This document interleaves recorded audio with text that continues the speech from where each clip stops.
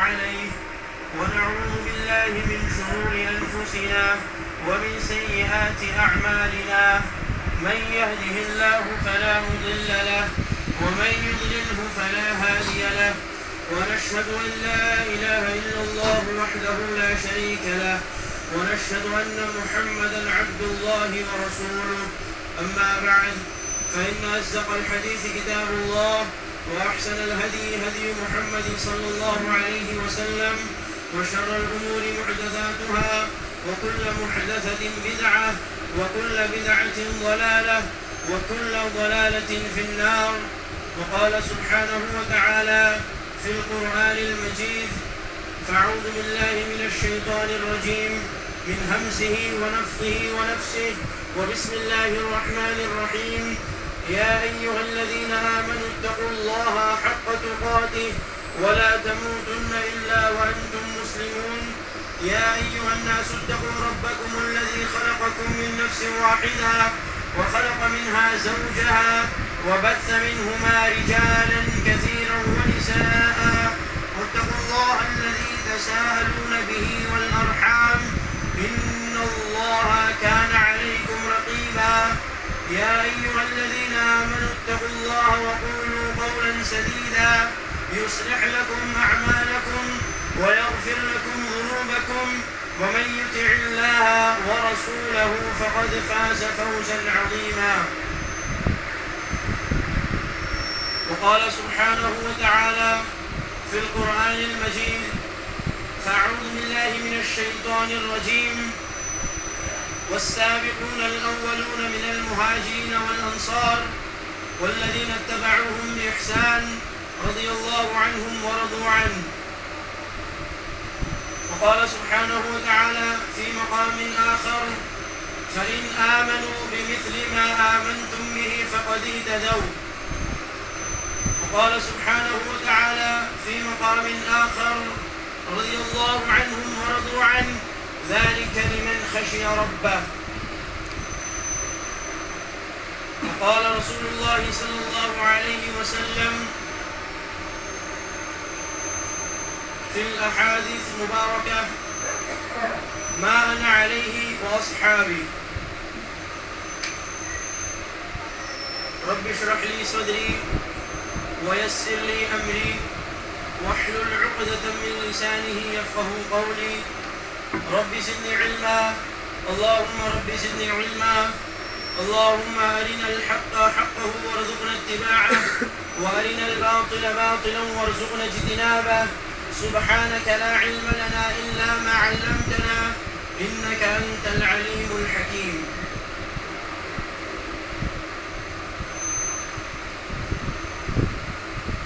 معزز سامعین اکرام و حاضرین جمعہ، عزیز ساتھیوں، نوجوان بھائیوں، پردہ نشین خواتین اسلام، آپ تمام کا اس خطبہ جمعہ میں دل کی گہرائیوں کے ساتھ خیر مقدم ہے۔ اللہ سبحانہ وتعالی ہمارے اس مل بیٹھنے کہنے سننے کو قبول فرمائے، اس سے ہمارے حسنات میں اضافے اور آخرت کی نجات کا ذریعہ اور سبب بنائے۔ جو بھی اعمال ہم دین اسلام کے اندر بجا لائیں وہ خالص اللہ رب العزت کی خوشنودی کے لیے ہوں، ہر طرح کی ریا شمار سے اللہ سبحانہ وتعالی ہم تمام کی حفاظت فرمائے۔ معزز سامعین اکرام، سب سے پہلے ہر قسم کی تعریف و توصیف، عظمت و بڑائی، بادشاہی و بزرگی اس وحدہ لا شریک خالق کائنات اور مالک ارض و سما کے لیے لائق و زیبا ہے، جو اس تمام کائنات کا یکتا، تنہا تنہا، پالنہار، مشکل کشا و حاجت روا ہے، جس کے قبضہ قدرت میں تمام ملائیہ ہے اور وہ ذات مقدسہ ہر شے پر قادر ہے۔ اللہ رب العزت کی تعریف کے لیے دنیا کے تمام شجر کو اکٹھا کر کر قلم بنا دیا جائے اور تمام سمندروں کو اکٹھا کر اور 7 سمندر اور اس میں ایڈ کر لے اور اس کو دوات یعنی شائع انک بنا دی جائے اور اس سے اللہ سبحانہ و تعالیٰ کے کلمات کو لکھا جائے تو سارے شجر اور سارے دواب ختم ہو جائیں گے، لیکن اللہ رب العزت کی تعریف اور اللہ رب العزت کے کلمات جو کلمات ہیں ما نفیدت کلمات اللہ، اللہ رب العزت کے کلمات کبھی مکمل نہیں۔ مختصر سی تعریف کے بعد بے شمار درود و سلام، رحمتیں اور برکتیں نازل ہو ان تمام انبیاء علیہ السلام کی ذات گرامی پر جن کو اللہ سبحانہ و تعالیٰ نے ہم تمام کی رہنمائی کے لیے مبعوث فرمایا، بالخصوص آخری نبی امام الانبیاء سیدنا مرسلین رحمت للعالمین تاجدار مکی و مدنی جناب محمد رسول اللہ صلی اللہ علیہ وسلم کی ذات گرامی پر جن کو اللہ سبحانہ و تعالیٰ نے ہم تمام کے لیے بشیر اور نذیر بنا کر مبعوث فرمایا۔ اللہ کے نبی علیہ السلام پر بے شمار درود ہو۔ آئے ساتھ پڑھے اللہم صلی علی محمد وعلی آل محمد کما صلیت علی ابراہیم وعلی آل ابراہیم انک حمید مجید اللہم بارک علی محمد وعلى آل محمد كما باركت على إبراهيم وعلى آل إبراهيم إنك حميد مجيد۔ عزیز ساتھیوں، موجودہ مہینہ جو ہمارے سروں پر سایہ فگن ہے وہ اسلامی کیلنڈر کا پہلا مہینہ، جس مہینے سے ہمارے اسلامی سال کی شروعات ہوتی ہے۔ جو سیکوینس اور جو مہینے ہم کو عیسوی کیلنڈر میں ملتے ہیں، جو ہم یاد کرتے ہیں، اپنے بچوں کو یاد کراتے ہیں کہ جنوری، فروری، مارچ، اپریل اور اسی طرح آخری مہینہ جو ہے دسمبر، اسی طرح اسلامی کیلنڈر میں بھی 12 مہینے ہیں اور پورا سیکوینس جو ہے وہ موجود ہے کہ پہلا مہینہ محرم الحرام، دوسرا مہینہ سفر کا ہے، تیسرا مہینہ ربیع الاول اور آخری مہینہ ذی الحج۔ لیکن افسوس کی بات تو یہ ہے کہ آج مسلمان عیسوی مہینے، انگلش مہینوں کو تو یاد رکھتا ہے، یاد کراتا ہے اپنے بچوں کو، لیکن یہ ہمارے جو اسلامی مہینے ہیں ہمیں چاہیے کہ ان مہینوں کے تعلق سے بھی ہم اس کی بھی جو ہے اسے بھی یاد کریں، اپنی زبان پر اس کے سیکوینس کو یاد کریں۔ بہرحال پہلا مہینہ جو ہے جس سے ہمارے اسلامی سال کی شروعات ہوتی ہے وہ مہینہ ہے محرم الحرام کا مہینہ۔ پچھلا مہینہ جو تھا، جو آخری مہینہ تھا، ذی الحج کا مہینہ، جس میں بھی ہم نے جناب ابراہیم علیہ السلام کی ہجرت کو اور آپ علیہ السلام کی قربانیوں کو دیکھا تھا، اور اس مہینے میں بھی سال کی ابتدا میں بھی ہم دیکھتے ہیں کہ جناب محمد رسول اللہ صلی اللہ علیہ وسلم کی ہجرت اور اس سے تحت صحابہ کی قربانی، اور اس تاریخ کے ساتھ، ان تاریخ کے ساتھ ایک اور تاریخ جڑی ہوئی ہے جو جناب موسیٰ علیہ السلام کی ہجرت اور بنی اسرائیل کی قربانیاں ہیں، کہ ایک لمبی مدت تک، ایک لمبے عرصے تک ظلم و ستم کو برداشت کرنے کے بعد ایک دن ایسا آیا، ایک وقت ایسا آیا کہ اللہ سبحانہ و تعالیٰ نے اس ظالم اور جابر حکمران جو بنی اسرائیل کے لڑکوں کو قتل کروا دیتا تھا اور لڑکیوں کو چھوڑ دیتا تھا، اس سے نجات دی اللہ سبحانہ و تعالیٰ نے، وہ بھی اسی مہینے۔ اس تاریخی حقیقت کے تناظر میں بھی ہم دیکھیں کہ ظلم، زیادتی، جبر یہ زیادہ دنوں تک نہیں ٹکتی۔ ایک ظالم اور جابر حکمران جو خلقت پر جو ہے اللہ رب العزت کی خلقت پر، اللہ کے بندوں پر جو ظلم کرتا ہے، اللہ رب العزت اس کو موقع عطا فرماتا ہے، اس کو موقع فراہم کرتا ہے، اور پھر جب وہ اپنی حرکت سے باز نہیں آتا، تمہارے سامنے واقعات موجود ہیں کس طرح اللہ سبحانہ و تعالیٰ نے فرعون کے خاتمے کے لیے موسیٰ علیہ السلام کو کھڑا کیا۔ ہزاروں تدبیر وہ کر رہے ہیں، ہزاروں پلاننگز وہ کر رہے ہیں، ان کے پامسٹرز کے ذریعے، غیب کی جو ہے خبریں بتانے والوں کے ذریعے ان کو پتہ چل رہا ہے کہ تیری سلطنت میں ایک لڑکا ایسا آئے گا تو تیری سلطنت کو پلٹ دے گا۔ لیکن ہمیشہ ہمیں یاد ہونا چاہیے وَمَكَرُوا وَمَكَرَ اللَّهُ وَاللَّهُ خَيْرُ الْمَاكِرِينَ، انہوں نے بھی تدبیریں کی، انہوں نے بھی مکر کیا، اور اللہ سبحانہ و تعالیٰ بھی تدبیر کرتا ہے۔ وَاللَّهُ خَيْرُ الْمَاكِرِينَ کہ اللہ سبحانہ و تعالیٰ سب سے بہترین پلانر ہے، سب سے بہترین تدبیر کرنے والا ہے۔ میرے رب کی منشا بھلا سمجھ پایا ہے کون؟ جو پلاتا ہے موسیٰ کو علیہ السلام فرعون کے محل۔ آپ دیکھیں اللہ سبحانہ وتعالیٰ نے کس طرح کھڑے کیا موسیٰ علیہ السلام کو۔ کسی شاعر نے کہا جب ظلم گزرتا ہے حد سے قدرت کو جلال آتا ہے، جب جب فرعون کا سر اٹھتا ہے موسیٰ کو ہی پہچانا۔ امید دلائی اللہ سبحانہ وتعالیٰ نے مسلمانوں کے لیے، یہ ڈھارس ہے، یہ سارے واقعات کو اللہ نے قرآن میں اپنے موجود فرمایا ہے، تو ہمارے لیے امید ہے، ڈھارس ہے کہ مسلمان دل برداشتہ نہ ہو و ممکن کام جو اپنے دین کے لیے کر سکتا ہے، اسلام کے لیے کر سکتا ہے، اللہ رب العزت کے لیے کر سکتا ہے، وہ کرے. عزت اللہ سبحانہ و تعالیٰ مسلمانوں کو عطا فرمائے. عزت اللہ کے لیے ہے، عزت اس کے رسول صلی اللہ علیہ وسلم کے لیے ہے، عزت ایمان والوں کے لیے ہے. مگر ہاں شرط یہی ہے، عزت اسی وقت ملے گی، کامیابی اور کامرانی اللہ اسی وقت ہم کو عطا فرمائے گا جب ہم ایمان والے ہوں گے. وَلَا تَهِنُوا وَلَا تَحْزَنُوا أَنْتُمُ الْأَعْلَوْنَ إِن كُنتُم مُؤْمِنِينَ. گھبراؤ مت، خوف زدہ نہ ہو جاؤ، غم زدہ نہ ہو جاؤ، تم ہی سر بلند رہو گے، تمہارا ہی سکہ چلے گا، اللہ سبحانہ وتعالیٰ تمہیں ہی کامیابی اور کامرانی عطا فرمائے گا. مگر شرط یہ ہے انتم الاعلون، کامیاب تم ہی رہو گے ان کنتم مؤمنین، اگرچہ تم مسلمان ہو، اگرچہ تم مومن ہو. حقیقی معنوں میں جو تقاضے ہیں ایک مسلمان اور ایک مومن کے، اگر تم اس کو پورے کرتے ہو اللہ سبحانہ وتعالیٰ کامیابی اور کامرانی تمہارے مقدر میں رکھی اللہ نے. اور وہ جو فتح کا اور اللہ سبحانہ وتعالیٰ کی نجات کا وہ منظر بھی آپ دیکھیے کہ جب موسیٰ علیہ السلام بنی اسرائیل کو لے کر جو ہے نکل پڑے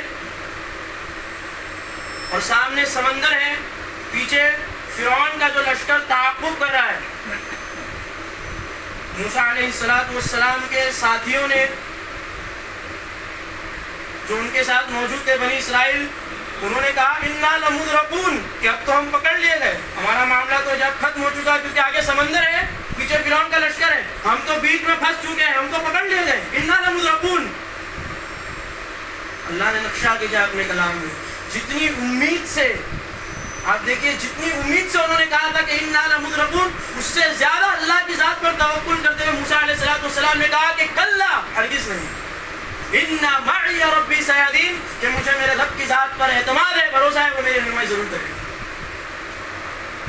ایک عام مسلمان کا اور ایک عام ایمان والے کا جہاں پر جو ہے توکل ختم ہوتا ہے، انبیاء علیہ السلام کا توکل وہیں سے سٹارٹ ہوتا ہے، وہیں سے شروع ہوتا ہے.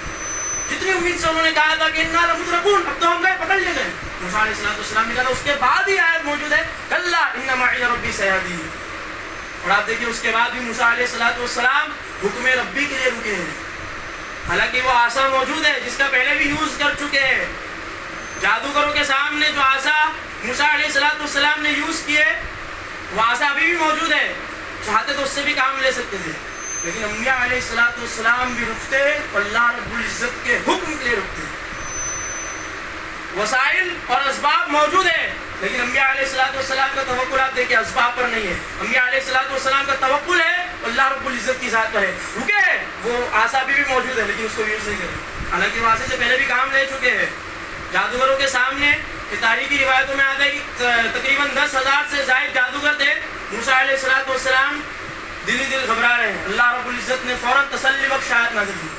تسلی دی اللہ نے، یا موسیٰ قلنا لا تخف انک انت الاعلی، موسیٰ گھبراؤ مت، غالب تو ان کو آپ ہی پر، غالب تو آپ کو ان پر رہنا ہے، آپ ہی کو غالب رہنا ہے ان پر. انک انت الاعلی، کرنا کیا ہے؟ وَأَلْقِي مَا فِي يَمِينِكَ تَلْقَفْ مَا صَنَعُوا إِنَّمَا صَنَعُوا كَيْدُ سَاحِرٍ وَلَا يُفْلِحُ السَّاحِرُ حَيْثُ أَتَى. اللہ رب العزت نے رہنمائی کی. اللہ نے فرمایا کہ آپ کا جو یہ عصا ہے اس کا زمین پر آپ پھینکیے، آپ کا اس عصے کو زمین پر پھینکنا ان کی تمام ان کی جو جادوگری کو ختم کر دے گا. موسیٰ علیہ السلام کو اللہ نے وہاں پر بھی غالب رکھا، اس عصے کو یوز کر چکے ہیں. اور یہاں بھی آپ دیکھیے رکے ہیں لیکن حکم ربی کے لیے. اللہ رب العزت کا حکم ہوتا ہے ان اضرب بعصاک البحر، کہ اسی عصے کو یوز کرنا ہے، اس کو آپ پانی پر ماریے. ایک ہی انبیاء علیہ السلام کی زندگی میں، ایک ہی نبی کی زندگی میں آپ دیکھیے کتنے واقعات موجود ہیں. پھر بھی آج لوگ راگ آلاپتے ہیں علم الغیب کا. ایک ہی نبی کی زندگی میں 3 دفعہ وہ عصا یوز ہو رہا ہے، لیکن نبی کو علم الغیب نہیں ہے. اللہ رب العزت کے حکم کے رکے ہیں. لیکن آج لوگ ہم کتنی دلیلیں کیوں نہ دے دیں قرآن سے احادیث سے، لیکن اس کو ماننا ہی نہیں تو کیوں مانیں گے؟ اللہ نے فرمایا نا وَإِنَّ اللَّهَ لَا تَعْمَى الْأَبْصَارُ وَلَكِنْ تَعْمَى الْقُلُوبُ الَّتِي فِي الصُّدُورِ، کہ آنکھیں اندھی نہیں ہوتی، سینوں میں جو دل ہے یہ اندھے ہوتے ہیں. 1000 دلیلیں تم دے دو ان کو، 1000 قرآن کی آیتیں ان کو پڑھ دو علم الغیب کے بارے میں، ان کو نہیں ماننا. سورج تو جو ہے اپنے آب و تاب سے چمک رہا ہے، تمہارے پاس روشنی نہیں ہے تو تم اس کو کیسے دیکھو گے؟ اور یہاں پر تو روشنی بھی ہے لیکن دل اندھے ہیں.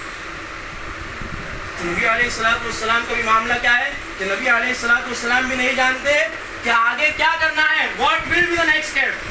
کہ اللہ سبحانہ وتعالیٰ کی طرف سے حکم ہوتا ہے اَنِضْرِبْ بِعَصَاكَ الْبَحْرَ, کہ اس آسے کو پانی پر ماریے. راستہ نکالنا اللہ کا کام ہے. آپ سوچئے, ایک نہیں, دو نہیں, 12 راستے اللہ سبحانہ وتعالیٰ نے نکالے اور بآسانی موسیٰ علیہ السلام اپنے ساتھیوں کے ساتھ نکل گئے. پیچھے سے اس نے ڈینگیں مارنی شروع کر دی کہ دیکھو میں نے تمہارے لیے جو ہے راستے نکال دیا ہوں, آؤ اس پر کود پڑو. جب سارے کے سارے فرعونی اس پر کود پڑے, اللہ سبحانہ تعالیٰ نے پانی کو ملنے کا حکم دیا. یہ توکل کی بات ہے کہ اللہ سبحانہ و تعالیٰ پانی بھیج کر کے اپنے بندوں کی حفاظت فرماتا ہے, تو کئی پانی میں سے راستہ نکالتا ہے, کئی کنویں میں اپنے بندے کی حفاظت فرماتا ہے, تو کئی ایک نہیں, دو نہیں, بلکہ 3 اندھیروں سے اللہ سبحانہ تعالیٰ اپنے بندے کی حفاظت فرماتا ہے. میرے بھائیو, یہ توکل کے نتائج ہے. یہ توکل کا نتیجہ ہے کہ انبیاء علیہ السلام کا جو توکل ہوتا وہ اسباب پر نہیں ہوتا, اسباب ان کے پاس موجود ہوتا, لیکن توکل جو ہوتا وہ اللہ رب العزت کی ذات پر ہوتا. اور پھر جو نجات پانے کا جو دن ہے وہ بھی آپ دیکھ لیجئے, وہ عاشورے کا دن ہے. اس دن کو موسیٰ علیہ السلام نے شکرانے کا روزہ رکھا. جب اللہ کے رسول صلی اللہ علیہ وسلم مدینہ تشریف لے گئے ہجرت کر کر, اللہ کے رسول نے ان یہودیوں کو دیکھا کہ یہ لوگ اس دن کو روزہ رکھتے ہیں. اللہ کے رسول نے ان سے دریافت کیا کہ بھائی تم اس دن کو کیوں روزہ رکھتے ہو؟ حالانکہ اس دن کی تو جو ہے فضیلت پہلے سے چلی آ رہی ہے, اس مہینے کی فضیلت پہلے سے ہی چلی آ رہی ہے. جب سے اللہ نے جو ہے مہینوں کو بنایا ہے, جب سے اللہ سبحانہ تعالیٰ نے زمین و آسمان کی خلقت کی ہے, جب سے اللہ سبحانہ تعالیٰ نے ان 12 مہینوں کو مقرر کیا ہے, اور اس میں جو 4 مہینے جو حرمت والے مہینے ہیں وہ بھی اللہ سبحانہ تعالیٰ نے جو ہے اسی وقت سے اللہ نے رکھے ہیں. اور اس کا یہ مہینہ ہے محرم الحرام کا مہینہ, جو پہلے ہی سے محترم مہینہ ہے.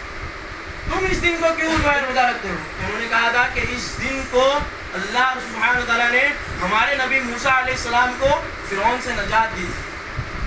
اللہ کے رسول نے کیا فرمایا تھا کہ موسیٰ پر تم سے زیادہ حق ہمارا ہے.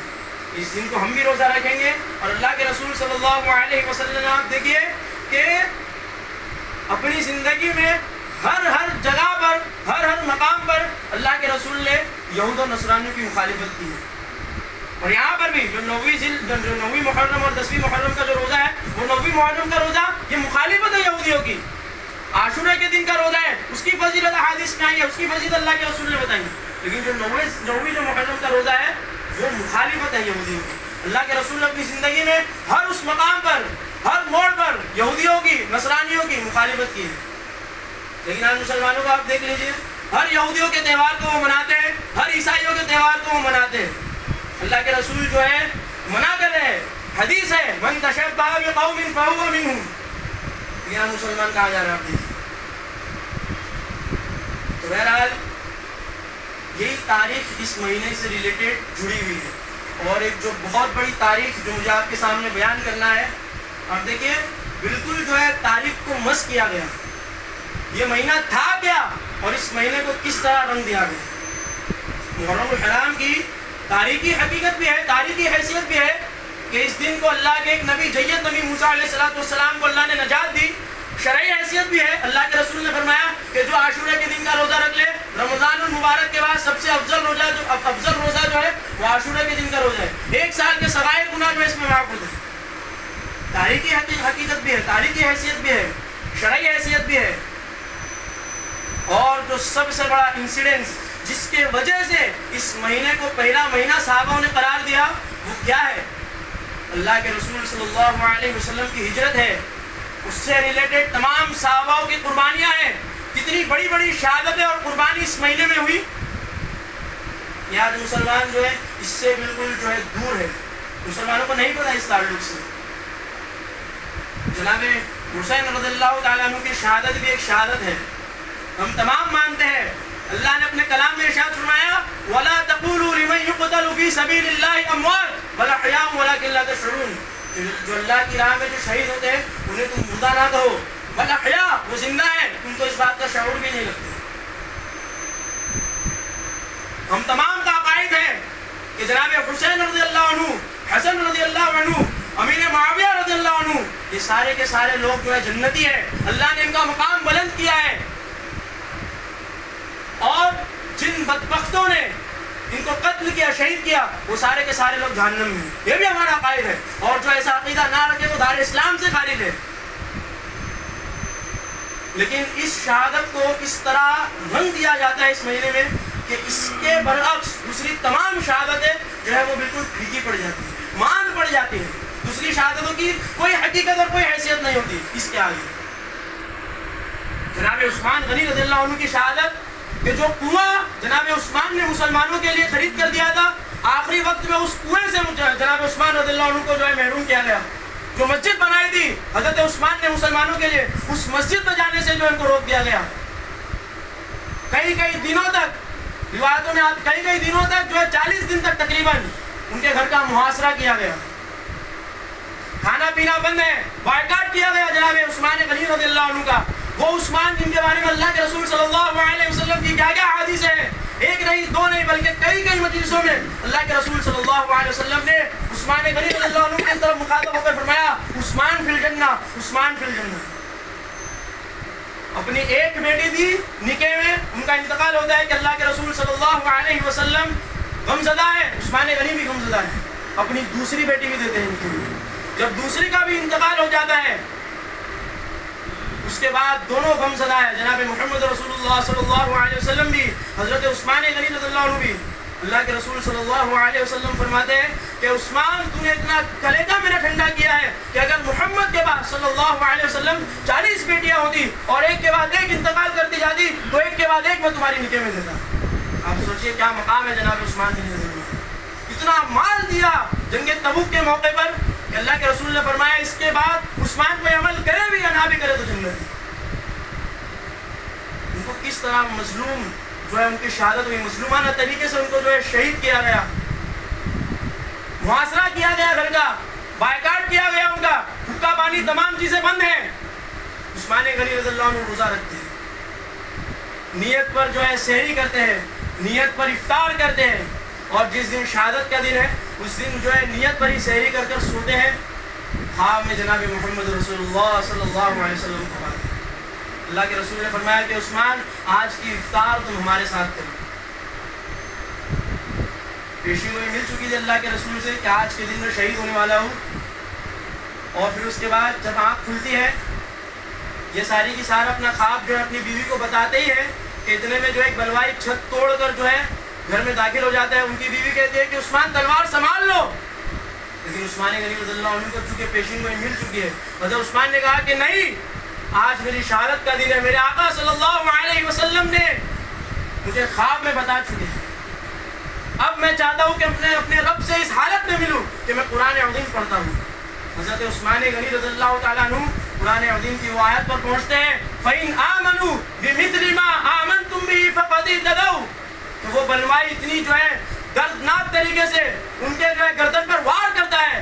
حضرت عثمان غنی رضی اللہ عنہ کی شہادت، وہ مظلومانہ جو وہ پاک خون کے قطرے، وہ مظلومانہ خون کے قطرے آج بھی گواہی دے رہے ہیں کسی عجائب خانے میں.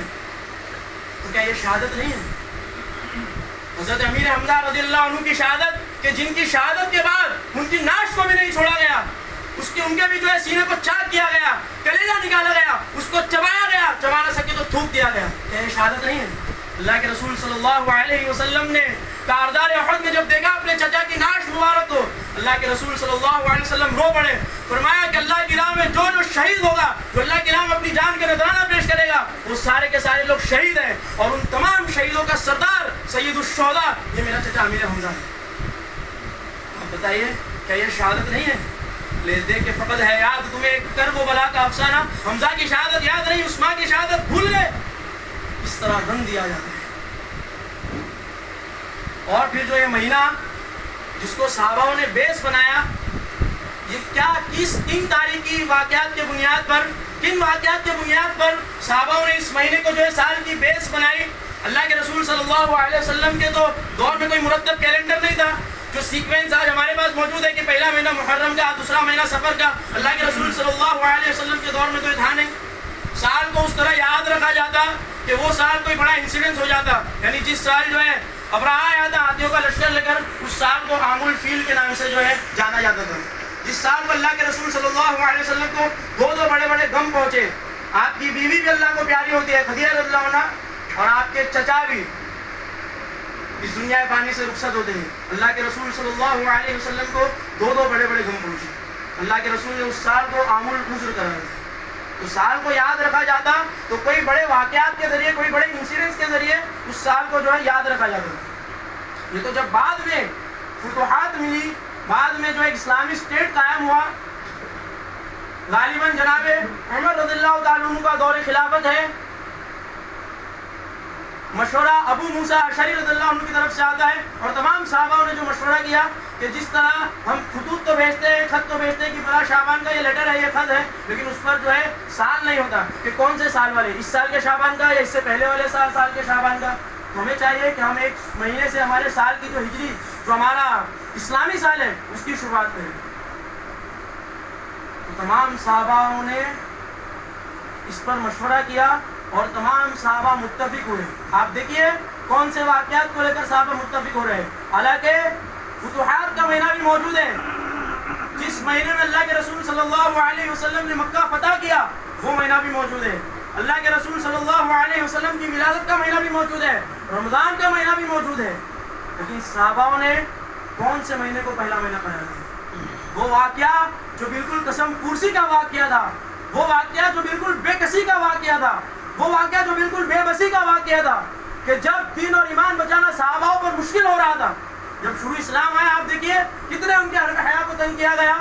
تو صحابہ نے گھر بار کو چھوڑنا پڑے، ساری چیزیں چھوڑنا پڑے اللہ کی راہ میں. تمام صحابہ نے گھر بار کو چھوڑ دیا اور ایسی جگہ کی طرف ہجرت کی جہاں پر دین اور ایمان بچانا مشکل ہے.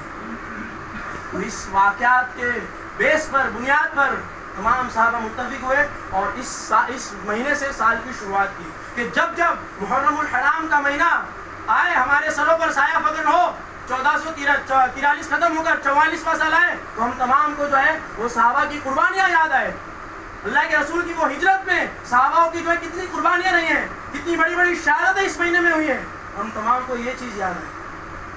لیکن آج آپ دیکھیں کہ کس طرح تاریخی واقعات کے، موضوع روایات کے، موضوع باتوں کے، موضوع تاریخ کی بنیاد پر جھوٹ کے پلندے کو اس طرح جو ہے عام کیا جاتا ہے اور صحابہ کی تاریخ کو بالکل مسخ کیا جاتا ہے. یہ صحابہ دشمنی ہے.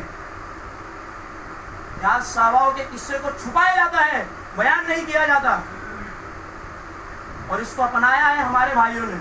آپ دیکھیے پورے 10 دنوں میں سارے ایک نظر آتے ہیں. ہونا تو یہ چاہیے تھا کہ کچھ بیان ہوتا تو صحابہ رضی اللہ عنہ کے وہ قصے بیان ہوتے، اللہ کے رسول صلی اللہ علیہ وسلم کی ہجرت بیان ہوتی کہ کیسے وہ معاملات تھے. جب شروع اسلامی دور میں آپ دیکھیے، یہ تو بعد میں جب اسلام کو فتوحات ملی، جب مسلمانوں کے پاس مال آیا اللہ کے تو، لیکن جو شروع اسلام لانے والے تھے ان کے ساتھ ان کے کتنے حرب حیات کو تنگ کیا گیا. جو کوئی جس کے پاس تھوڑا مال ہے، جس کا تھوڑا رعب و دبدبہ ہے، ان کو تو یہ جو ہے اہل قریش جو ہے مشرکین مکہ کچھ نہیں تکلیف دے رہے ہیں. لیکن جو غلام جیسے لوگ، حضرت بلال حبشی، ان کو کتنی جو ہے اذیتیں روا رکھی جا رہی ہے. ان کا آقا بڑا بڑا پتھر ان کے سینے پر رکھتا، گرم ریت پر جو ہے گھوڑے سے باندھ کر دوڑا دیا جاتا، اور اس کے بعد بھی ان کی زبان اقدس پر کیا ہے؟ احد احد احد، اللہ ایک ہے، اللہ ایک ہے، اللہ ہے. تمام چیزوں کو، تمام غم کو برداشت کیا صحابہ نے، لیکن اپنے دین اور ایمان سے صحابہ نے نہیں کیا. اپنے دین اور ایمان کے خاطر ساری کی ساری چیز جو ان کو چھوڑنا پڑے، وہ قربانیاں ان کو دینی پڑے، آل اولاد کی قربانی ہو، مال و دولت کی قربانی ہو، رہائش کی قربانی ہو، تمام کی تمام قربانیوں کو صحابہ نے چھوڑ کر کے اللہ کے رسول صلی اللہ علیہ وسلم کے کہنے پر ہجرت. یہاں پر دین اور ایمان بچانا مشکل ہے. یہ وہ صحابہ ہے، یہ صحابہ کی قربانیاں ہیں. آج بیان ہونا چاہیے تھا تو یہ بیان ہونا چاہیے تھا مسلمانوں میں، لیکن آج مسلمان جو ہے بالکل تاریخ سے جو ہے گمشدہ ہے. اس کو نہیں پتا کہ اس مہینے میں کیا واقعات پیش ہوئے. یہی ساری حقیقتیں اس مہینے کے تعلق سے جڑی ہوئی ہیں. آپ دیکھیے شروع اسلامی دور میں جو سب سے پہلی شہیدہ جو سمیہ رضی اللہ عنہا، ہم تمام جانتے ہیں کہ ان کو کس طرح دردناک طریقے سے شہید کیا گیا. مرد ہے، خواتین ہیں، خنسا کا ذکر ہے کہ اپنی ایک ہی جنگ میں اپنے باپ، اپنے بھائی، اپنے شوہر، بیٹے تمام کے تمام شہید ہو گئے. لیکن حال دریافت کرتی ہے محمد کریم صلی اللہ علیہ وسلم. ایک صحابیہ ہیں، ایک جنگ میں ان کے چاروں بیٹے شہید ہو گئے. اللہ سبحانہ وتعالیٰ کا شکر ادا کر دیا کہ کل قیامت میں اللہ سبحانہ وتعالیٰ مجھے اٹھائے گا تو میں کہوں گی میں 4 شہیدوں کی، 4 شہداؤں کی ماں. ان کو کیا ملا؟ شروع اسلامی دور میں ان کو کچھ نہیں ملا سوائے کاردار میدان میں، کاردار جو ہے بدر میں، احد میں اپنی گردنیں کٹانے کے، اپنی جان کا نذرانہ پیش کرنے کے، ان کو کچھ نہیں ملا۔ اس لیے جب ابو الکلام آزاد رحمہ اللہ نے اس آیت پر بحث کی کہ رضی اللہ عنہم ورضوا عنہ، اللہ سبحانہ وتعالیٰ نے ایک نہیں کئی مقامات پر فرمایا کہ رضی اللہ عنہم، اللہ سبحانہ وتعالیٰ بھی ان سے راضی، ورضوا عنہ اللہ نے کیوں کہا کہ یہ بھی اللہ سے راضی۔ آپ سوچئے اللہ سبحانہ وتعالیٰ کیا اتنا کہہ دیتا کہ رضی اللہ عنہ، اتنا کافی نہیں ہوتا کہ اللہ ان سے راضی؟ اللہ نے مزید آیت میں ارشاد فرمایا رضی اللہ عنہم ورضوا عنہ، کہ یہ بھی اللہ سے راضی ہے۔ یعنی جس حال میں اللہ سبحانہ وتعالیٰ نے ان کو رکھا تھا، اس حال میں اللہ سبحانہ وتعالیٰ کے یہ شکر گزار تھے، اللہ سبحانہ وتعالیٰ کا شکر ادا کرتے تھے اور اللہ سبحانہ وتعالیٰ سے راضی رہتے تھے۔ راضی بالذائے پروردگار، اس لیے اس کا پس منظر بیان کرتے ہیں ابو الکلام آزاد رحمہ اللہ کہ شروع اسلامی دور میں صحابہ کو کچھ نہیں ملا، ان کو نہ مال ملا نہ فتوحات ملی، سوائے اپنی جو ہے کاردار میدان میں، کاردار جنگ کے میدان میں اپنی گردنیں جو ہے اللہ سبحانہ وتعالیٰ کی راہ میں لٹانے کے، ان کو کچھ نہیں ملا۔ یہ وہ صحابہ ہے۔ پھر اس کے بعد آپ دیکھیے اللہ کے رسول صلی اللہ علیہ وسلم دو بیعتیں لے رہے ہیں، بیعت عقبہ اولیٰ، بیعت عقبہ ثانیہ۔ اللہ کے رسول صلی اللہ علیہ وسلم کے ہاتھ پر چند نفوس آتے ہیں اہل یثرب، یعنی یثرب کی جانب سے، جو جاہلیت میں مدینے کا جو نام تھا یثرب، بعد میں اللہ کے رسول صلی اللہ علیہ وسلم نے فرمایا کہ کوئی بھی مدینے کو جو ہے اس کے جاہلیت کے نام سے نہیں پکارے گا۔ وہاں پر آ کے اللہ کے رسول صلی اللہ علیہ وسلم سے بیعت کرتے ہیں، اور ہجرت مدینہ سے پہلے 2 ہجرتیں اور ہوئی ہیں۔ بہت زیادہ جب ظلم و ستم کو برداشت کر چکے، پانی سر سے اوپر ہو چکا، اللہ کے رسول صلی اللہ علیہ وسلم نے مسلمانوں کو، چند مسلمانوں کو، کچھ مسلمانوں کو جو ہے حکم دیا کہ تم جا کر ہجرت کر لو، ہجرت تم کر سکتے ہو۔ تو مسلمانوں نے سب سے پہلی جو مرتبہ ہجرت کی تھی وہ ملک حبشہ تھا، جہاں پر نجاشی نے انہیں رہائش دی تھی۔ اور پھر اس کے بعد جب افواہ اڑائی گئی کہ یہاں پر مکے میں جو ہے کچھ سرداران جو مسلمان ہو چکے ہیں، تو وہ لوگ جو ہے واپس سے جو ہے مکی کی طرف لوٹے، تو اس میں جو ہے یہ افواہ جھوٹی تھی، کچھ کو جو ہے قیدی بنا لیے اور کچھ جو ہے پھر واپس سے جو ہے ہجرت کر گئے۔ تو ہجرت مدینہ سے پہلے 2 ہجرتیں اور ہو چکی ہیں ملک حبشہ کی جانب۔ اور پھر اس کے بعد ایک صحابہ اللہ کے رسول صلی اللہ علیہ وسلم کے ہاتھ پر بیعت کرتے ہوئے ہجرت کر رہے ہیں۔ اور کیا کر سکتے ہیں ظلم و ستم کی بربریت میں؟ جب شیب ابی طالب میں ان کو جو ہے محصول کیا گیا، 3 سال تک جو ہے سوشل بائیکاٹ کیا گیا ان کا، صحابہ رضی اللہ عنہ پیڑ کے پتے کھا کر اپنی زندگی گزار رہے ہیں، بچے جو ہے گودوں میں دم توڑ رہے ہیں، اللہ کے رسول کے پاس آتے ہیں، فرمایا کہ آپ پر ایمان لائے ہیں، اس کے بعد جو ہوگا دیکھا جائے گا، لیکن ایمان سے پیچھے نہیں ہٹے۔ تو یہ لوگ صحابہ ہے کہ جب اللہ کے رسول صلی اللہ علیہ وسلم کو ضرورت پڑی، یہ تمام کے تمام صحابہ اس وقت موجود تھے، اللہ سبحانہ تعالیٰ کے نبی صلی اللہ علیہ وسلم کے سکون بنے ہیں لوگ، راہ میں درہ میں سکنے اللہ کے رسول صلی اللہ علیہ وسلم کے کفے پاک گرفت۔ اور پھر اس کے بعد جب زیادہ جو ہے ظلم و ستم کی بربریت ہونے لگی، اللہ کے رسول صلی اللہ علیہ وسلم کے ہاتھ پر بیعت کرتے ہوئے صحابہ جو ہے چھپ کر ایک صحابی جو ہے فردن ہجرت کی۔ اور وہ ہجرت کا معاملہ کوئی عام معاملہ نہیں ہے۔ آج ہمیں کئی جگہ شفٹ ہونا پڑتا ہے تو ہم جو ہے بالکل پریشان ہو جاتے ہیں کہ میں جو جگہ پر شفٹ ہو کر جا رہا ہوں وہاں سے جو ہے ریلوے اسٹیشن کتنا نزدیک ہے، بس اسٹاپ کتنا نزدیک ہے، بچوں کے لیے اسکول کتنا نزدیک ہے، ٹیوشن کتنا نزدیک ہے، گارڈن کتنا نزدیک ہے۔ آپ سوچئے 1400 سال پہلے کا وہ سفر، وہ صحرا ہی صحرا تھا جہاں پر جس کی سفر کی صعوبتیں کیا نہیں جانتے تھے وہ، لیکن پھر بھی ہجرت کر رہے ہیں۔ کس لیے؟ دین اور ایمان کو بچانے کے لیے۔ وہ صحابہ رضی اللہ عنہ نے ہجرت کی، اور ایسی آسانی سے نہیں چھوڑ دیا مکہ والوں نے۔ کہنے لگے کہ تو مال یہاں پر کمایا ہے تو یہ مال کہاں لے جا رہا ہے؟ تو کہنے لگے کہ میں مال دے دوں تو مجھے جانے دو گے؟ تو اپنی زندگی بھر کی جمع پونجی کو بھی ان کے نام کر کر جو ہے صحابہ رضی اللہ عنہ نکل پڑے۔ تو جا رہا ہے تو جا، ہماری بچی کو چھوڑ کر جا، سسرا والے آ کر بچی کو لے جا رہے ہیں، اپنی آل اولاد کو بھی چھوڑ کر جا رہے ہیں۔ یعنی تمام کی تمام قربانیوں کے تقاضوں کو صحابہ رضی اللہ عنہ نے پورا کیا، اور وہاں سے وہاں کی طرف ہجرت کی جہاں پر ان کا دین اور ایمان بچانا مشکل نہیں ہے۔ اور ان تمام ہجرتوں میں ایک تاریخی ہجرت ایسی بھی ہے، ایک صحابی رضی اللہ عنہ ایسی بھی ہجرت کرتے ہیں جو گلے میں تلوار لٹکاتے ہیں، خانہ کعبہ جا کر 2 رکعت نماز ادا کرتے ہیں، اور پھر اس کے بعد کھلے عام اعلان کرتے ہیں کہ میں آج ہجرت کر رہا ہوں۔ جسے چاہیے کہ اس کی بیوی جو ہے بیوہ ہو جائے، اس کے بچے یتیم ہو جائے، آئے مجھ سے ملاقات کر لے۔ کون تھا وہ جی اعلیٰ؟ فاروق تھا، فاروق جناب عمر فاروق رضی اللہ عنہ کی جو ہے ہجرت بھی کہ ڈنکے کی چوٹ پر ہجرت کرتے ہیں، فلاں وادی میں مجھ سے ملے، فلاں وادی میں مجھ سے ملے، میں ہجرت کر رہا ہوں۔ اور پھر اس کے بعد ایک صحابی ہے جو دلی دل خواہش کرتے ہیں اللہ کے رسول صلی اللہ علیہ وسلم کا ساتھ مل جائے، سواری جو ہے اس کو بالکل بہترین جو ہے چارہ کھلا کر تیار کرتے ہیں، ابو بکر صدیق رضی اللہ تعالیٰ عنہ اللہ سے دعا کر رہے ہیں، خواہش رکھتے ہیں کہ اللہ کے رسول صلی اللہ علیہ وسلم کا ساتھ مل جائے۔ سفر کی تکلیف کو جانتے ہیں، سفر کی کٹھنائیوں کو جانتے ہیں، صعوبتوں کو جانتے ہیں، اس کے بعد بھی اللہ سبحانہ وتعالیٰ سے دعا کر رہے ہیں، خواہش کرتے ہیں کہ مجھے اللہ کے رسول صلی اللہ علیہ وسلم کے ساتھ ہجرت کرنے کا موقع مل جائے۔ اور آپ دیکھیے تمام صحابی تو جو ہے فردن اللہ کے رسول صلی اللہ علیہ وسلم کی خدمت میں لگے تھے۔ ابو بکر صدیق رضی اللہ عنہ کا تو پورا گھرانہ لگا ہوا تھا، جب ہجرت کرنے جا رہے تھے تو توشہ باندھ کر دیتی ہے آپ کی بیٹی اسماء بنت ابو بکر، کچھ نہیں ملتا تو اپنا کمر بند باندھ کر دیتی ہے۔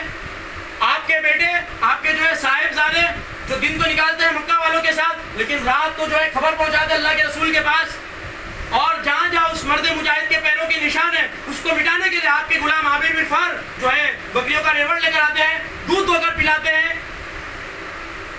اللہ کے رسول صلی اللہ علیہ وسلم کی خدمت میں پورا گھرانہ وہ لگا ہوا ہے۔ اور پھر اس کے بعد جب آپ کے والد ابو بکر صدیق کے ابو قحافہ ان کی بیٹی سے پوچھتے ہیں اسماء بنت ابو بکر سے کہ تمہارا باپ گیا تو ہے، کچھ چھوڑ کر گیا ہے؟ تو وہ نابینا تھے، تو انہوں نے ایک بورے میں چند پتھر ڈال کر جو اپنے دادا کی طرف ہاتھ بڑھا دیا اور کہنے لگا کہ ہاں دادا کچھ تو چھوڑے، کہنے لگی ہاں دادا کچھ تو چھوڑے۔ اور اتنا ہی نہیں کہ جب ہجرت کر کر نکل چکے تو اس کے بعد جو ابو جہل آیا تھا گھر پہ، ابو بکر صدیق رضی اللہ عنہ کے گھر پہ جو ہے ابو بکر صدیق رضی اللہ عنہ کی خیر دریافت کرنے کے لیے کہاں پہنچے، کس وقت، کب نکلے، یہ ساری کی ساری جو ہے راز پوچھنے کے لیے ابو جہل آیا تھا۔ اسماء بنت ابو بکر نے کہا کہ مجھے نہیں پتا اس وقت وہ کہاں ہے، وہ کون سی وادی میں ہے، کہاں ان کا سفر ہے، کہاں وہ جا رہے ہیں، مجھے اس بارے میں نہیں پتا۔ اتنی زور کی لپڑ مارا کہ آپ کی کان کی بالی ٹوٹ کر گر گئی۔ لیکن یہ ساری کی ساری چیزیں برداشت تھی، لیکن راز کا فاش کرنا یہ برداشت نہیں تھی۔ آپ سوچئے ابو بکر صدیق رضی اللہ عنہ کا پورا گھرانہ لگا ہوا ہے، اور وہ سفر میں بھی اللہ کے رسول صلی اللہ علیہ وسلم کوئی آج کا نارمل سفر تو ہے نہیں کہ پلین میں بیٹھ کر 4 گھنٹے 3 گھنٹے میں پہنچ گئے، اونٹ پر نکلتے ہیں، کچھ صحابی جو ہے پیدل سفر چل رہے ہیں۔ آپ دیکھیے وہ ہجرت کا وہ جو سفر ہے، ٹریولنگ ہے، اس میں کتنی تکلیف ہے۔ آگے خود بڑھتے ہیں، ساری جو ہے درختوں کو، ساری جو ہے مشکل اور تکلیف پہنچانے والی چیزوں کو ہٹاتے ہیں، پھر اللہ کے رسول صلی اللہ علیہ وسلم کے لیے رستہ صاف کرتے ہیں۔ غار میں بھی آپ دیکھیے یار غار جن کو اللہ نے بنایا کہ پہلے غار میں بھی خود داخل نہیں ہوتے، اللہ کے رسول کو داخل نہیں ہونے دیتے، خود داخل ہوتے ہیں، غار کو صاف کرتے ہیں، تمام سوراخوں کو بند کرتے ہیں، کچھ سوراخ چھوٹ جاتا ہے تو وہاں پر اپنا کپڑا لگاتے ہیں، اور اس کے بعد بھی ایک سوراخ چھوٹ گیا وہاں پر جو اپنا انگوٹھا لگا دیا، پیر لگا دیا وہاں پر۔ اور آپ دیکھیے ابو بکر صدیق رضی اللہ عنہ کا مقام کہ اللہ کے رسول صلی اللہ علیہ وسلم جو امام الانبیاء ہے، جو سردار انبیاء ہے، آپ کی گود پر جو آرام فرماتے ہیں۔ ایک موذی جانور نے پیر پر ڈس لیتا ہے، درد کو برداشت کر دے تاکہ آقا صلی اللہ علیہ وسلم کی نیند میں خلل واقع نہ ہو جائے۔ اتنا برداشت کیا کہ آنکھوں سے جو ہے اشک نکلنے لگے، آنکھوں سے آنسو نکلنے لگے۔ اللہ سبحانہ تعالیٰ نے ان اشک کو ہے، ان آنسوؤں کو زمین پر گرنے نہیں دیا۔ وہ آنسو گرے بھی تو محمد کریم صلی اللہ علیہ وسلم کی رخسار مبارک پر، غال مبارک پر گرے۔ اللہ کے رسول نے فرمایا کیا حال ابو بکر، کیا معاملہ ہو گیا؟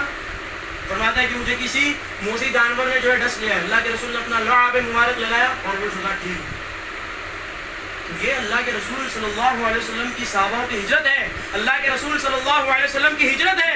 کچھ بیان ہونا چاہیے تھا اس مہینے میں تو یہ ساری چیزیں بیان ہوتی، لیکن آج مسلمان اس سے بالکل جو ہے غافل ہے۔ اور یہاں پر جب ان کو خبر ملتی ہے مدینے والوں کو تو یہ سورج نکلنے سے پہلے زوال تک کے اللہ کے رسول صلی اللہ علیہ وسلم کے منتظر ہیں، ویٹ کر رہے ہیں، اپنی گھروں کی چھتوں پر چڑھ چڑھ کر دیکھ رہے ہیں کہ اللہ کے رسول صلی اللہ علیہ وسلم تشریف لا رہے کہ نہیں، اللہ کے رسول صلی اللہ علیہ وسلم تشریف لا رہے کہ نہیں۔ سوچئے جب اللہ کے رسول نے پہلی مرتبہ مدینہ المنورہ میں قدم رکھا ہوگا، انس بن مالک فرماتے ہیں کہ مدینہ کے لیے سب سے منور اور سب سے نور والا دن وہ تھا کہ جس دن اللہ کے رسول صلی اللہ علیہ وسلم ہجرت کر کر مدینہ آئے، اور سب سے تاریک دن، سب سے سیاہ دن وہ تھا کہ جس دن اللہ کے رسول صلی اللہ علیہ وسلم کی وفات ہوئی۔ اور پھر اس کے بعد وہاں پر بھی جو ہے مواقعات قائم کیا اللہ کے رسول نے، وہ ایثار دیکھیے صحابہ کا، انصاری صحابہ کا، اللہ نے جو ہے اپنے کلام میں خصوصی تعریف فرمائی ہے جن کی، والسابقون الاولون من المہاجرین والانصار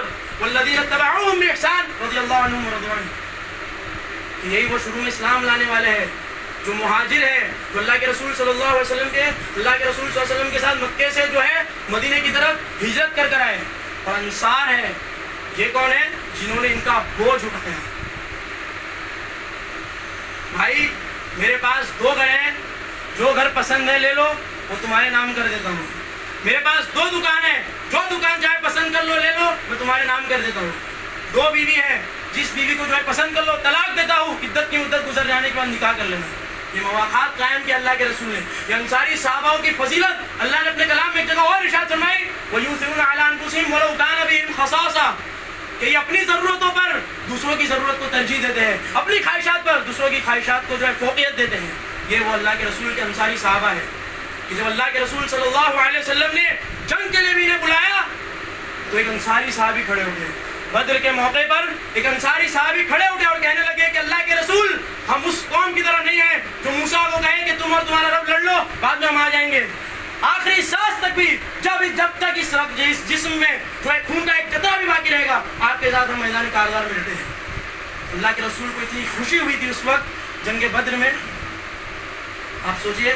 اور اس میں ایک صحابی ایسے بھی اللہ کے رسول کے کہ جب پہلی بیعت ہوئی تھی، بیعت عقبہ اولیٰ جب ہوئی تھی، تو وہ جو نفوس آتے تھے 70 سے زیادہ زائد نفوس جو ہے ہجرت کے موقع پر اللہ کے رسول کے پاس آئے. اس سے ایک پہلے سال میں چند نفوس آ کر کہنے لگے کہ اچھا ٹھیک ہے، اگر آپ نہیں آ سکتے تو ایک معلم ہم کو دے دیجیے آپ کے پاس سے، جو ہم کو جو ہے دین اسلام کی باتیں بتائے، ہم کو وہ ساری چیزیں سکھائے.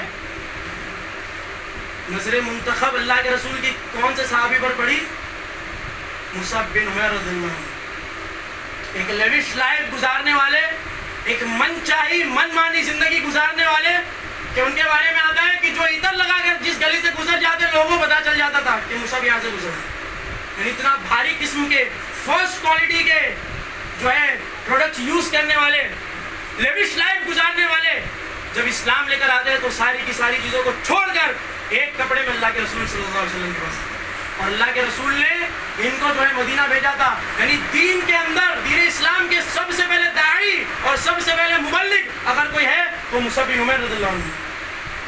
کارزار احد میں جب انتقال ہوتا ہے ان کا، اللہ کے رسول صلی اللہ علیہ وسلم رو پڑتے ہیں، فرماتے ہیں کہ وہ لیوش لائف گزارنے والا، وہ من چاہی زندگی گزارنے والا، وہ من مانی زندگی گزارنے والا مصعب جو ہے اتنا کپڑا، اتنا کم کپڑا لے کر جو ہے اس دنیا سے رخصت ہو رہے ہیں کہ سر ڈاکو تو پیر دکھ جاتا ہے، پیر ڈاکو تو سر دکھ جاتا ہے. آپ سوچیے اللہ کے رسول کے صحابی ہیں کہ ساری کی ساری چیزوں کو چھوڑ کر کے، اسلام لانے کے بعد ساری کی ساری چیزوں کو چھوڑ کر کے اللہ اور اس کے رسول کے لیے اپنی زندگی کو وقف کر دیا. اللہ اور اس کے رسول کے لیے جو ہے اپنے دام ہے، درہم ہے، سکن ہے، ساری کی ساری چیز اللہ اور اس کے رسول کے پر کفے پاک گرو کر دینے والی جماعت، یہ وہ صحابہ کی جماعت ہے. ہماری ہدایت کی بنیاد بھی اللہ نے ان کے ایمان کے ساتھ رکھی ہے. فَإِنْ آمَنُوا بِمِثْلِ مَا آمَنْتُمْ بِهِ فَقَدِ اهْتَدَوْا. کہ جس طرح اس صحابہ نے ایمان لایا ہے، اس طرح اگرچہ تم ایمان لاتے ہو تو تم مسلمان ہو، تو تم حقیقی معنوں میں ہدایت یافتہ ہو. اللہ نے ان کے راستے کو جو ہے سبیل مومنین کہا ہے کہ یہ سبیل مومنین کا راستہ ہے. جو اس راستے پر چلتا رہے گا وہ تو مومن ہے، جو اس راستے کو چھوڑ دے گا، اللہ کے رسول صلی اللہ علیہ وسلم نے اور اللہ نے اپنے کلام میں آیت ارشاد فرمائی، نُوَلِّهِ مَا تَوَلَّىٰ وَنُصْلِهِ جَهَنَّمَ وَسَاءَتْ مَصِيرًا. تو اس کو اس کے حال پر اللہ چھوڑ دیتا ہے، وہ جدھر جانا چاہے وہ جائے. وَنُصْلِهِ جَهَنَّمَ، اس کا ٹھکانہ جہنم ہوگا، وَسَاءَتْ مَصِيرًا، اور وہ اسی میں رہے گا. میرے بھائیوں، جو مہینہ جس بات کی تعلیم ہمیں دے رہا ہے وہ کیا ہے؟ صحابہ رضی اللہ عنہ کی ہجرت ہے، صحابہ رضی اللہ عنہ کی وفا ہے. کہ آج جو ہے ان کی تعریف کو لوگ مس کرتے ہیں، ان سے دشمنی رکھتے ہیں. ہمیں چاہیے کہ اللہ سبحانہ وتعالیٰ کے ایک ایک صحابی کی فضیلت کو ہم لوگوں میں بیان کرے، صحابہ رضی اللہ عنہ کی جو ہے قصے کو ہم لوگوں تک پہنچائے. یہ ہمارا طرز عمل ہے. اللہ سبحانہ وتعالیٰ ہم تمام کو صحابہ رضی اللہ عنہ سے وفا کرنے کی توفیق عطا فرمائے. اللہ سبحانہ وتعالیٰ کہنے سننے سے زیادہ عمل کرنے کی توفیق عطا فرمائے. آخری بات یہ آپ کے سامنے رکھوں گا انشاءاللہ، جو اس مہینے کے تعلق سے ہے، یہ ساری حقیقتیں ہی، یہ ساری تاریخ اس مہینے سے ہے کہ اللہ کے رسول صلی اللہ علیہ وسلم نے ارشاد فرمایا جو 4 حرمت والے مہینے ہیں اس میں یہ محرم الحرام کا مہینہ ہے، اس میں جو ہے معصیت سے، گناہ سے ہم بچے، نیکی کے کام ہم کریں، جو روزہ 9ویں اور 10ویں کا ہم نے رکھا ہے، یہ ساری کی ساری جو ہے چیزیں ہی اس مہینے کے تعلق سے کرنا ہے۔ اس کے برعکس اور تمام چیزیں جو ہم اس مہینے میں ہوتا ہوا دیکھ رہے ہیں، کوئی ایسا بھی نہیں معاملہ ہے کہ ہم کوئی دور دراز میں دیکھ رہے ہیں کہ کوئی گاؤں کھیڑ میں یہ سارے معاملے ہو رہے ہیں، ہمارے گھر کے باہر یہ سارے معاملے ہو رہے ہیں۔ اللہ کے رسول نے فرمایا وَكُلُّ بِدْعَةٍ ضَلَالَةٍ وَكُلُّ ضَلَالَةٍ فِي النَّارِ، کہ ہر بدعت گمراہی ہے اور ہر گمراہی جہنم کی آگ تک لے کر جائے گی۔ اللہ سبحانہ وتعالیٰ آخری سانس تک جو ہے ہمیں بدعت سے بچائے، ہم تمام کو جو ہے اپنی پناہ میں رکھے، ان تمام خرافات سے، بدعت سے ہم تمام کو جو ہے اس کا اہل بنائے کہ ہم ان تمام لوگوں کو ہم اپنی بات جو ہے قرآن و سنت کی بات پہنچانے والے بنے۔ اللہ سبحانہ وتعالیٰ ہمیں اس کی توفیق عطا فرمائے، جب تک اس دار پانی میں زندہ رکھے، اسلام کی حالت میں زندہ رکھے، موت دے کلمہ توحید پر موت دے، قرآن و حدیث پر ہماری زندگی ہو۔ اللہ سبحانہ وتعالیٰ ہمیں اس کی توفیق عطا فرمائے، صحابہ کے فہم میں ہماری زندگی ہو۔ اللہ سبحانہ وتعالیٰ ہمیں اس کی توفیق عطا فرمائے، صحابہ کے ساتھ وفا کرنے کے اللہ سبحانہ وتعالیٰ ہم تمام کو توفیق عطا فرمائے۔ آمین۔ وما علینا الا البلاغ المبین، وآخر دعوانا الحمد للہ رب العالمین۔